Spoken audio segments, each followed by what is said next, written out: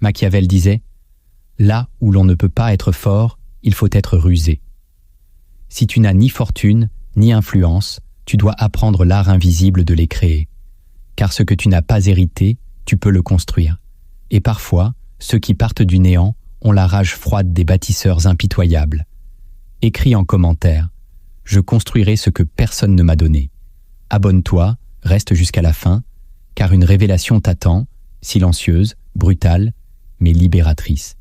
Au cœur de la Renaissance, alors que l'Europe vacillait entre foi et trahison, un homme écrivait dans le silence de l'exil. Machiavel. Il n'était ni roi, ni banquier, ni héritier. Il n'avait que sa lucidité et la douleur de ceux qui voient sans pouvoir agir. Il comprit que la fortune ne souriait pas aux justes, mais aux stratèges. Que le pouvoir n'était pas une grâce, mais un théâtre où les faibles n'avaient pas de rôle. À travers le prince, il codifia les lois obscures de l'ascension. Et pourtant, ces vérités furent ensevelies sous des siècles de morale molle, de culpabilité sociale, de fantasmes égalitaires. On a voulu oublier que l'homme est capable de grandeur sans permission, de richesse sans bénédiction. Aujourd'hui, alors que l'illusion de la sécurité s'effondre, ces leçons reprennent de vie. Comment bâtir quand on n'a rien? Comment agir quand tout semble verrouillé? Comment gagner sans être invité? Tu crois peut-être que l'argent te manque. Mais ce qui te manque, c'est l'ossature invisible d'un empire. Avant la richesse vient la structure. Avant l'ascension vient la lucidité. Et ce que personne ne t'a dit, c'est qu'il existe des fondations secrètes que seuls les esprits stratégiques bâtissent en silence. Voici les 7 qui changent tout. La première fondation secrète, c'est de cesser de chercher l'aide. Tu as été élevé dans l'idée que l'aide viendrait, qu'un jour, quelqu'un verrait ton potentiel, tendrait la main et te sortirait du néant. Mais cette attente est une faiblesse programmée. Elle t'empoisonne. Elle t'endort. Dans le silence, Machiavel aurait murmuré ceci. Personne ne vient, et c'est là que tu dois naître. Tant que tu espères, tu retardes la brutalité du vrai commencement. Celui où tu acceptes de ne rien avoir, ni soutien, ni héritage, ni validation. Ce vide n'est pas une malédiction. C'est ton laboratoire. Là où les autres cherchent des raccourcis, tu te transformes en machine d'endurance, en bâtisseur froid. Refuse l'humiliation de demander ce que tu peux te donner. Crée ton premier levier, même minuscule. Une page, une idée, une exécution. Et recommence. Chaque jour. En silence, sans témoin. Ce qui sort de la solitude absolue est indestructible. N'attends plus que quelqu'un te tende une échelle. Forge la tienne, marche après marche, car celui qui construit seul règne sans dette. La deuxième fondation secrète, c'est de fabriquer ton propre système de valeurs. Le monde t'a appris à te mesurer avec l'argent des autres, leur vitesse, leur réussite visible. Mais bâtir une fortune, c'est d'abord refuser de jouer avec les règles de ceux qui ont déjà gagné. Leur jeu est piégé, leur monnaie biaisée. Si tu entres dans l'arène sans avoir défini ton propre système de valeurs, tu perdras ta force en voulant leur ressembler. Tu deviendras une copie inférieure d'un modèle inaccessible. Alors commence ici. Qu'est-ce qui vaut quelque chose pour toi, même si personne ne le voit? Quelle compétence, quelle vérité, quelle capacité fais-tu grandir dans le noir? Écris ta propre monnaie, ton propre critère de victoire. Une richesse qui n'existe pas encore dans leur banque, mais qui demain vaudra tout. Tu dois être celui qui définit la valeur avant de la posséder. Celui qui impose le terrain avant de jouer. C'est ainsi que naissent les vrais empires, depuis des règles secrètes que l'on ne révèle jamais. La troisième fondation secrète, c'est de maîtriser ton rapport au temps. Les pauvres regardent l'horloge, les puissants sculptent le temps. Si tu veux bâtir une fortune en partant de rien, ton premier capital, c'est la maîtrise du rythme. Les autres courent après les tendances, l'instant, les promesses rapides. Toi, tu ralentis. Tu construis dans la patience froide. Car celui qui sait attendre dans l'ombre finit toujours par prendre la lumière. Tu n'as pas besoin de précipiter les choses.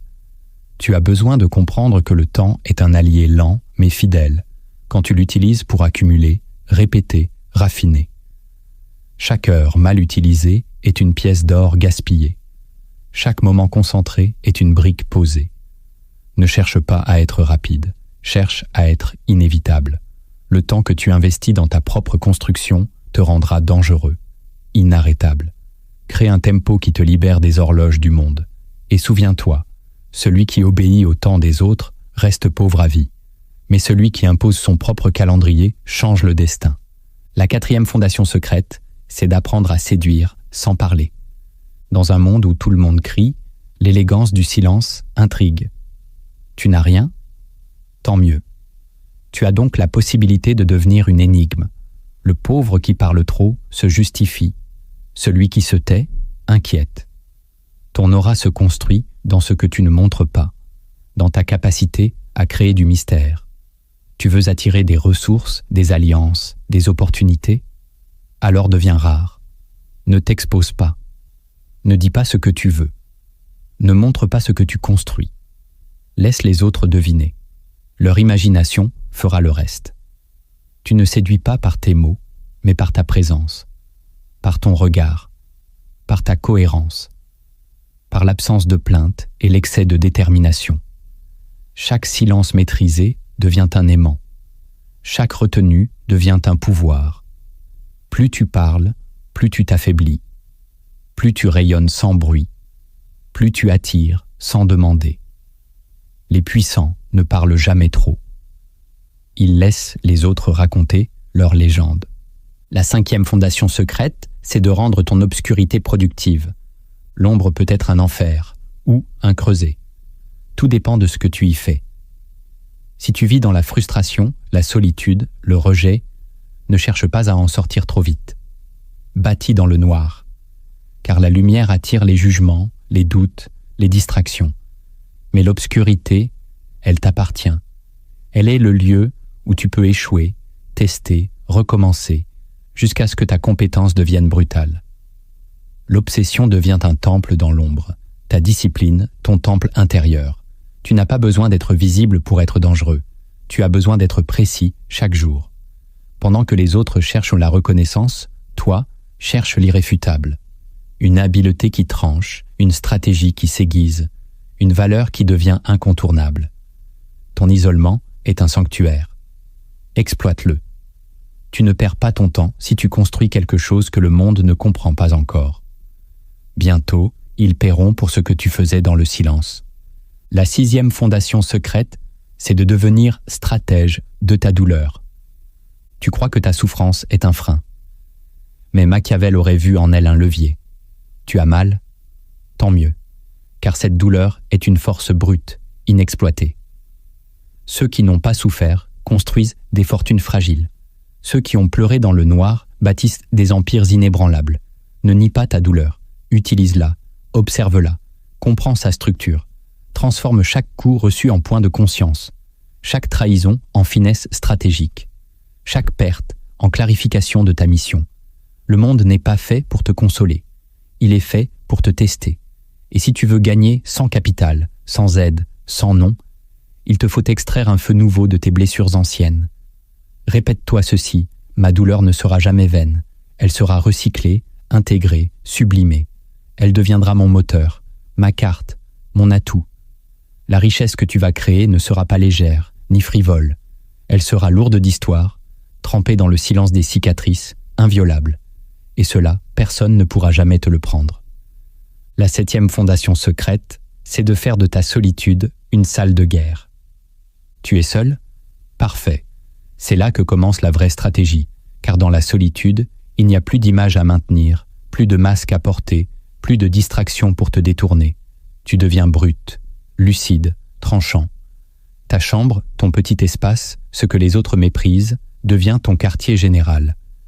Ton mental y devient une arme. Tu y dessines des plans. Tu y organises ton avenir. Tu y développes une discipline militaire.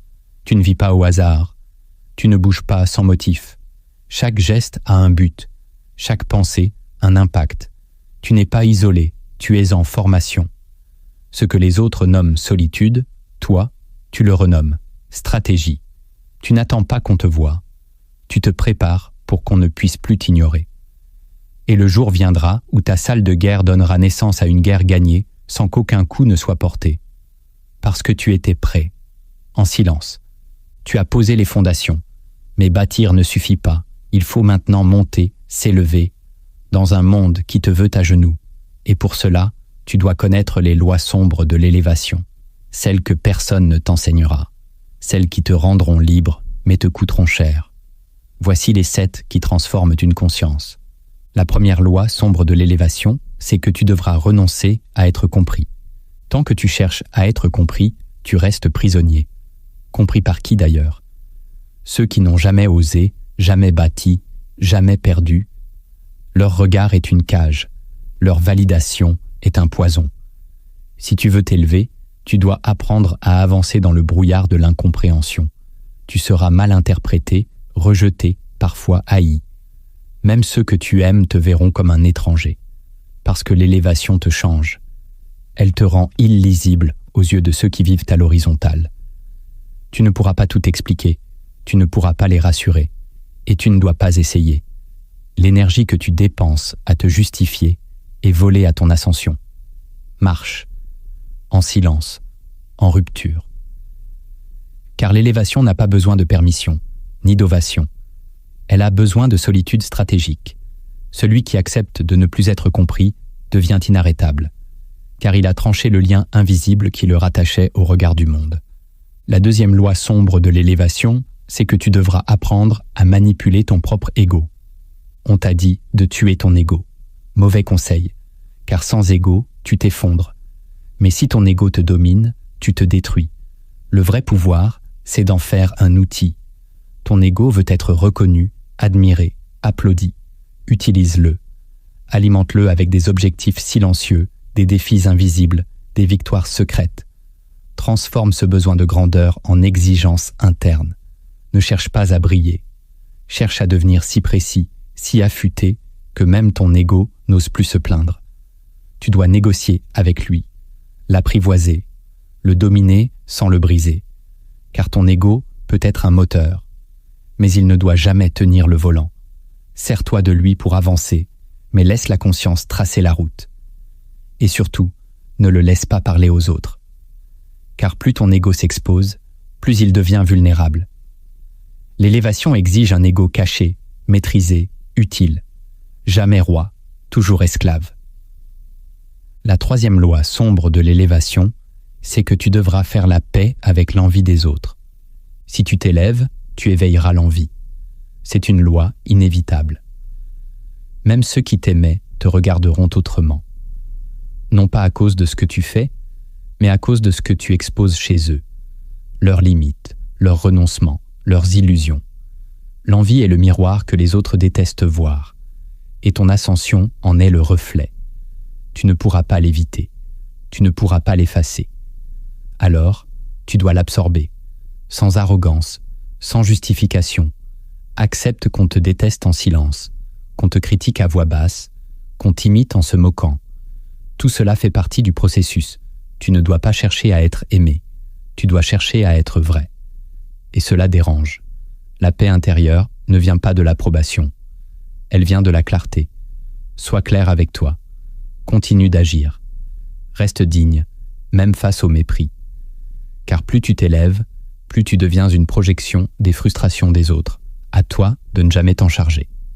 La quatrième loi, sombre de l'élévation, c'est que tu devras supporter des résultats invisibles pendant longtemps. L'époque veut tout de suite. Résultats immédiats, croissance rapide, succès viral. Mais l'élévation réelle est sourde, lente, souterraine. Elle ressemble à l'échec. Elle se déguise en stagnation. Tu avanceras, mais personne ne le verra. Tu bâtiras, mais le monde restera muet. Et c'est là que la majorité abandonne. Toi, tu dois rester. Continuer. Travailler sans écho. Créer sans public. Semer sans récolte immédiate. Parce que la puissance que tu construis ne se mesure pas en vues, en likes, en argent instantané. Elle se mesure en précision, en calme, en robustesse. Chaque jour silencieux est un pilier invisible. Chaque échec apparent est un tri caché. L'univers observe. Il teste, il filtre, il prépare. Tu ne seras pas récompensé parce que tu as fait des efforts, mais parce que tu étais prêt. Les résultats visibles viendront, mais seulement si tu as su tenir quand rien ne bougeait. C'est cette ténacité obscure qui te rendra invincible. La cinquième loi sombre de l'élévation, c'est que tu devras blesser certaines personnes en restant fidèle à ta trajectoire. Ce n'est pas parce que tu veux faire du mal, c'est parce que tu ne peux pas tout porter. Certains voudront t'attacher à leur douleur, à leur inertie, à leurs attentes. Mais si tu t'arrêtes pour les rassurer, tu tomberas avec eux. L'élévation est un détachement, pas une trahison, mais une séparation. Tu ne peux pas monter avec tout le monde. Tu ne peux pas tout expliquer. Tu ne peux pas ramener ceux qui refusent de marcher. Tu dois choisir. Et ce choix fera mal. Tu seras traité de froid, d'égoïste, de prétentieux. Tu verras des liens se briser, des regards changer, des silences s'installer.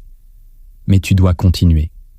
Parce que si tu veux vraiment élever ta vie, tu devras décevoir ceux qui s'étaient habitués à ton ancienne version. Tu ne leur dois pas ta stagnation. Tu te dois ton expansion. Et un jour, s'ils s'éveillent, ils comprendront. En attendant, reste droit. Même si ton ascension fait mal à ceux que tu aimes. La 6e loi sombre de l'élévation, c'est que tu devras devenir inaccessible sur les plans où on te connaissait. Ce n'est pas un choix esthétique, c'est une exigence stratégique. Tant que tu restes accessible à tous, tu restes capturable par n'importe qui. Et ceux qui t'ont connu dans ta vulnérabilité, dans ta confusion, dans ton ancien monde, voudront t'y ramener. L'élévation te demande de changer d'altitude relationnelle, de n'être plus joignable pour ceux qui vivent à ras du sol. Tu ne peux pas être partout, tout le temps, pour tout le monde. Ce que tu construis exige de la rareté, de la distance, du silence. Ce n'est pas de l'orgueil, c'est de la discipline. Tu dois te retirer de certaines conversations, de certains cercles, de certaines habitudes. Tu ne dois pas répondre à tout, tu ne dois pas justifier chaque évolution, car l'élévation authentique crée un écart, et cet écart est vital. Il te protège, il te purifie, il te repositionne. Deviens mystérieux, préserve ton énergie, réduis ton exposition. Que ton nom circule, mais que ta voix se fasse rare. Tu ne grandis pas pour être vu, tu grandis pour être intact. La 7e loi sombre de l'élévation, c'est que tu devras affronter la peur de ton propre pouvoir. Il y a en toi une force que tu pressens, mais que tu n'as jamais vraiment regardée. Une capacité de création, de rupture, de domination tranquille. Et cette force te fait peur. Pas parce qu'elle est mauvaise, mais parce qu'elle te rend responsable. Car si tu assumes ton pouvoir, tu ne pourras plus accuser personne. Tu ne pourras plus te cacher. Tu devras agir, trancher, incarner. Et cela exige un courage supérieur.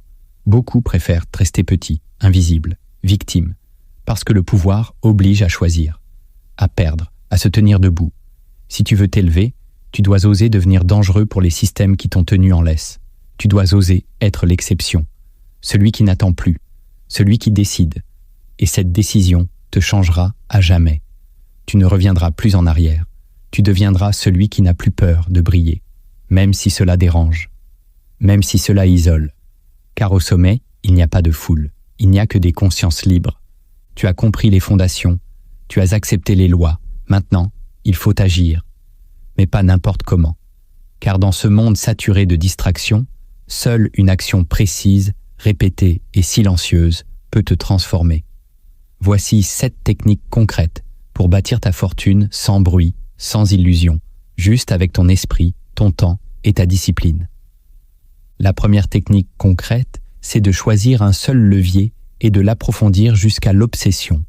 L'erreur des esprits dispersés, c'est de toucher à tout, mais de ne rien creuser. Ils collectionnent des idées, des débuts, des ambitions floues.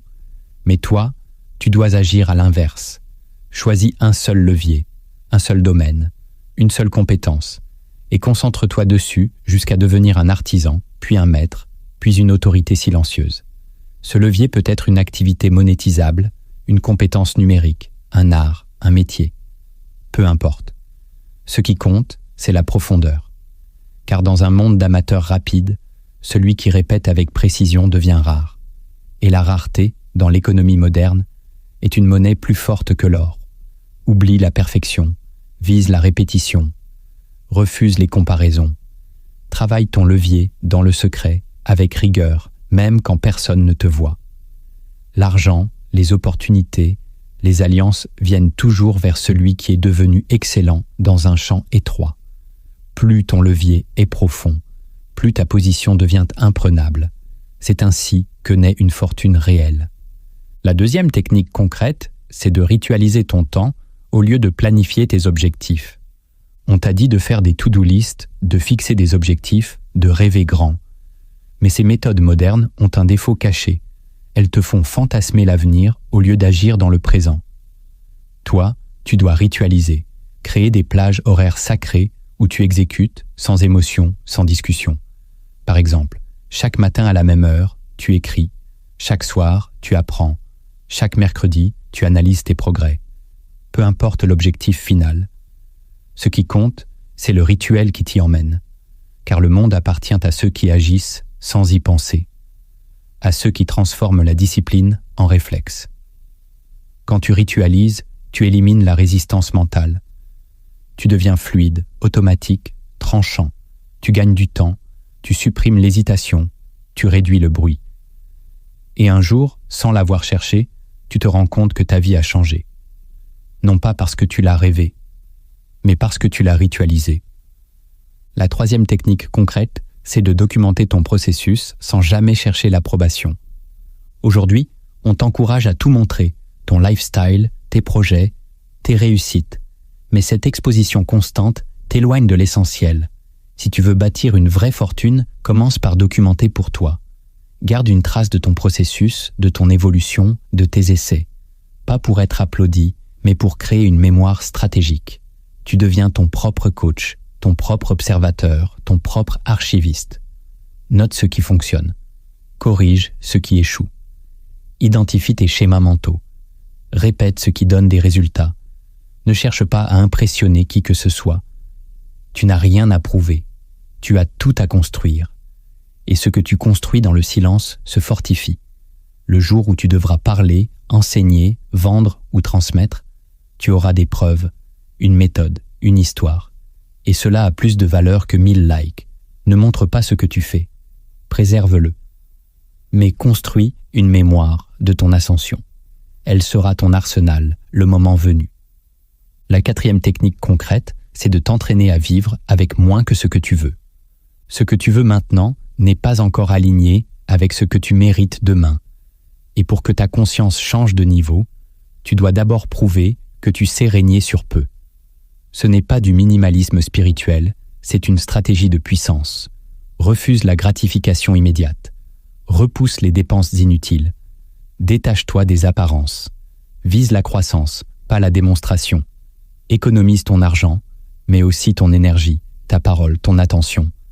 Réduis tout ce qui disperse, car chaque fois que tu vis avec moins, tu gagnes un peu plus de contrôle sur toi-même, et celui qui se contrôle devient invendable, imprenable, incorruptible. Tu n'as pas besoin de souffrir, tu as besoin de simplifier. Laisse les autres courir après l'abondance visible. Toi, prépare ton abondance structurelle. Tu veux de grandes choses? Alors montre que tu sais vivre sans elles, car le monde donne plus facilement à ceux qui savent déjà s'en passer. La cinquième technique concrète, c'est de créer une barrière mentale entre toi et le bruit du monde. Tu ne peux pas construire un empire dans une cacophonie. Si ton esprit est envahi chaque jour par les nouvelles, les opinions, les conflits, tu deviens instable, fragmenté, dispersé. Tu dois créer une barrière mentale.